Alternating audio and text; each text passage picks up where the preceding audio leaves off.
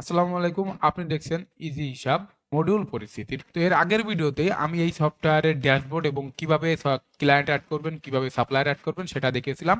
আজকের ভিডিওতে আমি দেখাবো আপনার বিজনেস পরিচালনার জন্য সেই স্টেপগুলো আপনি কিভাবে আপনার সফটওয়্যারে এন্ট্রি করবেন এবং কিভাবে প্রোডাক্ট ক্রিয়েট করে প্রোডাক্টগুলো পারচেস করবেন। তো চলুন আমরা সরাসরি স্টেপ ক্রিয়েটে চলে যাই। তো স্টেপ ক্রিয়েট করার জন্য বা স্টেপ যোগ করার জন্য আমরা প্রথমে বাম সাইডে মডিউল অপশন থেকে আমাদের স্টেপ মডিউলে যাব। সেখান থেকে আমরা স্টেপ ক্রিয়েট অপশনে ক্লিক করব। তো স্টেপ ক্রিয়েট অপশনে ক্লিক করলে আমরা এরকম একটা ইনপুট ফিল্ড পাবো। তো এখানে দেখতে পাচ্ছেন আমাদের স্টাফের নাম অবশ্যই যেটা দেওয়া লাগবে। আমরা এখানে স্টাফের নাম দেব, স্টাফ অন, স্টাফের একটা ফোন নাম্বার দিব, এরপরে স্টাফের পিতার নাম, মাতার নাম, অ্যাড্রেস, যাবতীয় যত ইনফরমেশন চাইলে আপনি এখানে দিতে পারবেন। চাইলে এখান থেকে আপনি স্টাফের ছবি যোগ করতে পারবেন। তো এরপরে আছে স্টাফ টাইপ, স্টাফ টাইপ যোগ করতে পারবেন। এরপরে কোন ডিপার্টমেন্টের স্টাফ, আপনি যদি আপনার একাধিক ক্যাটাগরি স্টাফ থাকে সেটা আপনি এখানে দিতে পারবেন। আমরা এখানে অ্যাড স্টাফে ক্লিক করলাম। তো অ্যাড স্টাফে ক্লিক করার পর আমাদের স্টাফ লিস্টে কিন্তু আমাদের নতুন স্টাফটা যোগ হয়েছে। এরপরে আমরা সেম ভাবে আমাদের একাধিক স্টাফ এবং তাদের রোল অনুযায়ী স্টাফ অ্যাড করতে পারবো।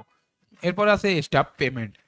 স্টাফ পেমেন্টে গেলে মাস শেষে যখন আপনি স্টাফকে পেমেন্ট দিবেন সেই পেমেন্টটা এখান থেকে দিতে পারবেন। যেমন পেমেন্ট ক্রিয়েট অপশনে ক্লিক করলে আপনি নতুন একটি পেমেন্ট ক্রিয়েট অপশনে চলে যাবেন। এখান থেকে কোন অ্যাকাউন্ট থেকে আপনি স্টাফকে পেমেন্টটা দিবেন, কত টাকা পেমেন্ট দিবেন সেটা এখান থেকে আপনি টাইপ করবেন। এরপর আছে কোন ক্যাটাগরিতে আপনি এটা খরচ করছেন সেটা আপনি এখানে দিবেন। তো লেবার চার্জে দিয়ে আপনি অ্যাড নিউ ক্লিক করবেন। এরপরে আছে নিচে দেখুন আমাদের স্টাফ পেমেন্ট।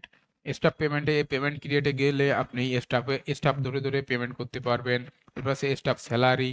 আপনি এখানে মাসিক যখন আপনার মাসভিত্তিক যদি কোনো স্টাফ থাকে তাদের স্যালারি দিতে পারবেন।